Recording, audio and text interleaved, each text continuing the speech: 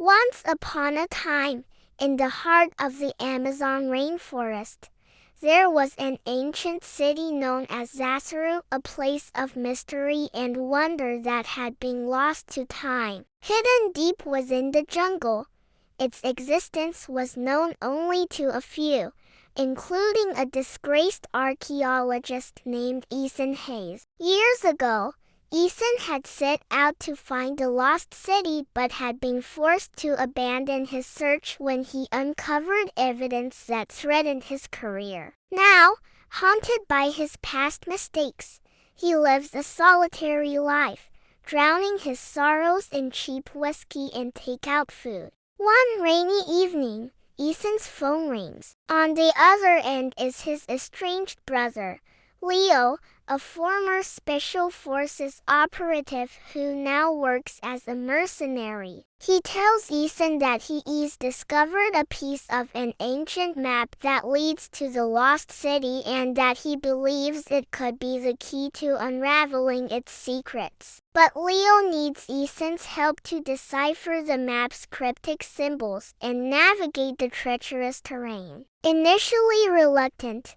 Ethan eventually agrees and sets off into the dense jungle. As they journey deeper into the rainforest, the brothers' conflicting personalities and approaches to life become increasingly apparent. Leo, impulsive and action-oriented, clashes with Ethan's more methodical and analytical nature. Despite their differences, they forge a tentative alliance with a mysterious botanist named Dr. Sharma, who reveals that she is also searching for the city and that she believes it holds a key to curing many of the world's diseases. Together, the trio must navigate through the unforgiving terrain, battling dangerous wildlife and evading hired mercenaries sent by a powerful corporation seeking to exploit the city's resources. Along the way, they encounter members of an indigenous tribe who warn them of the dangers that lie ahead and provide them with vital information about the city's location. With each passing day, the stakes grow higher as the brothers realize that they are not the only ones searching for the lost city. And as they finally locate its hidden entrance, they must confront their greatest fears and work together to unlock the secrets of Zath'Aru. But as they venture deeper into the city, they uncover a truth that shatters their expectations and challenges everything they thought they knew about the ancient world. Instead of the riches and treasures they had anticipated, they find a city dedicated to knowledge and enlightenment, with its vast library containing secrets that could change the course of human history.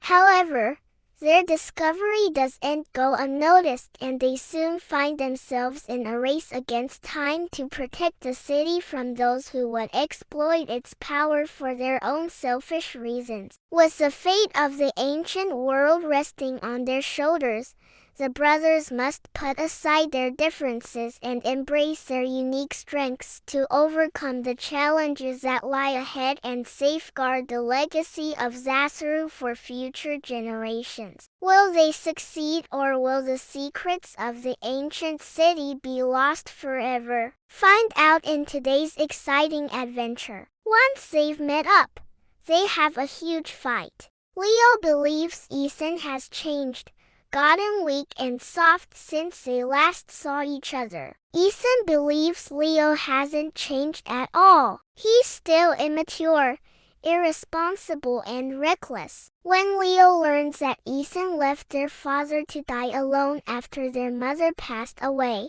he tells him, "You're just a scared little boy who thinks he's a tough guy." At one point, Leo gets captured by the mercenaries and taken to their base. To rescue him, Ethan has to prove himself by fighting their leader, a burly man with a shaved head and numerous tattoos. Ethan struggles but manages to knock the leader out. His reward: Leo gives him a shove and says, "Next time, don't make me save your ass again. Later, when they're sailing down a river on a raft, it capsizes. The two brothers struggle to right it. When they finally succeed, Leo admits, I guess we'll need each other. As they travel, they use the map fragments to assemble a full map. They then learn that the main part of the map is a detailed astronomical chart showing the constellations of the Pleiades and Orion. They find the Pleiades River, so named because 7 of its tributaries form the shape of the Pleiades star cluster when seen from above. By following this river, they know they'll find the city. They come across an ancient stone monolith carved with strange patterns. They have no idea what it means, but they know that somehow it has something to do with the constellation patterns on the map. Dr. Sharma explains that the mercenaries are closing in on them and suggests they hide in the caves along the river. While exploring the cave, they discover a rock painting of the exact same constellation pattern that's on the map. To make things even more confusing, they find another carving depicting the same image but with some differences. When they return to the riverbank, they spot several identical monolithic structures. Dr. Sharma realizes that the map isn't just pointing them in the direction of the city. It's also providing a sort of encryption to identify the entrance to the city. The two brothers look at each other and smile, realizing they're going to need to work together if they're going to survive. Leo figures out how to crack the code. Each monolithic pillar represents a different letter of the alphabet. Using the carvings as a guide, they arrange the pillars in the correct order, spelling out the word patience. When they say it aloud, they hear a loud boom. The ground shakes. Then a section of the riverbank in front of them collapses, revealing a gaping hole that leads deep underground. They descend into darkness, following a narrow path until they reach a large chamber. In the distance, they see a shimmering light emanating from behind a wall of cascading vines. As they approach, the vines part, revealing a breathtaking sight. Before them lies a sprawling underground city illuminated by an ethereal glow. Towering structures adorned with intricate carvings stretch towards the domed ceiling, while lush vegetation and sparkling waterfalls create a serene oasis. The air hums with energy, hinting at ancient powers slumbering within these subterranean depths. Realizing they have stumbled upon the lost city of Zath'Aru, they cautiously venture further, aware that they're not alone. They hear the sound of footsteps echoing through the chambers and turn to find themselves face to face with a group of enigmatic figures. Garbed in flowing robes, the newcomers regard the explorers with a mixture of curiosity and caution. A tall, regal woman steps forward, her eyes sparkling with wisdom. "Welcome, travelers," she says, her voice echoing with an otherworldly resonance. "I am Lyra, guardian of Zath'Aru.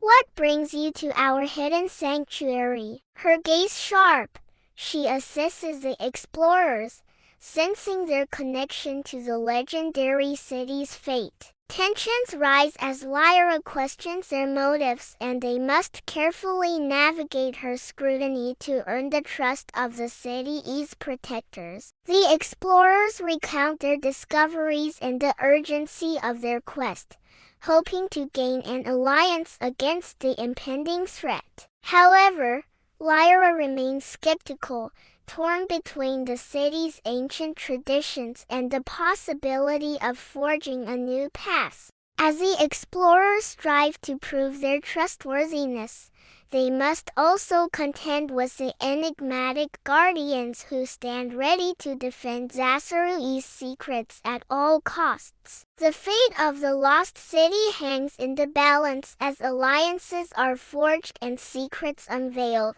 leading to a showdown that will determine the destiny of Zath'Aru and its power. Will the explorers emerge victorious, or will the guardians prevail in their quest to safeguard the city's hidden depths? Only time will tell as the battle for Zath'Aru reaches its climax. The cavernous hall buzzes with activity. Workers of all ages bustle around, carrying tools and equipment. Some are tending to the soil in neat rows of elevated gardens watered by trickling pipes. Others operate large machines powered by water wheels. Everywhere, workers stop to stare at the newcomers. Children hide behind their parents' legs. All seem healthy, strong and happy. They're dressed in simple but colorful clothing, and ornaments fashioned from flowers and vines adorn their bodies. Lyra introduces them to Arian,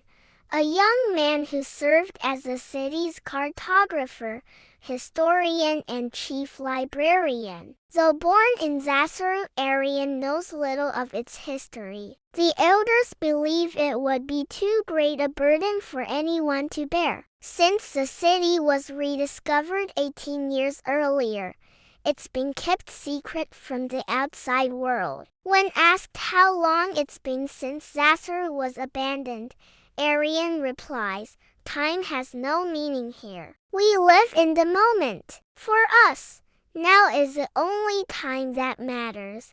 Lyra asks why Ethan came to the city, though she already knows the answer. He speaks of his father who vanished years ago while searching for Zath'Aru. She senses that Ethan wishes to connect with his father's spirit, but cautions that it won't be easy. Just as the explorers prepare to enter the city proper, a piercing alarm echoes through the caverns. Lyra motions for everyone to run for cover. Moments later, armed men in dark clothing burst through the opening from the surface. "We got him!" shouts one. "Looks like we're not the only ones who found the entrance," says another. Taking positions around the perimeter, the city's defenders prepare to fight. "Don't worry, we're here to help," says one of the explorers. Their adventure has just begun. How will the explorers fare against the mercenaries? Will they be able to protect the city from those who wish to exploit it? And what secrets will they uncover about Zath'Aru and its inhabitants? Find out in the next part of the thrilling tale of Zath'Aru. And that's the end of part 6. If you liked the story so far,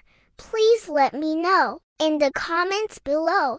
Click the link to continue to part 7 or click here to return to the playlist.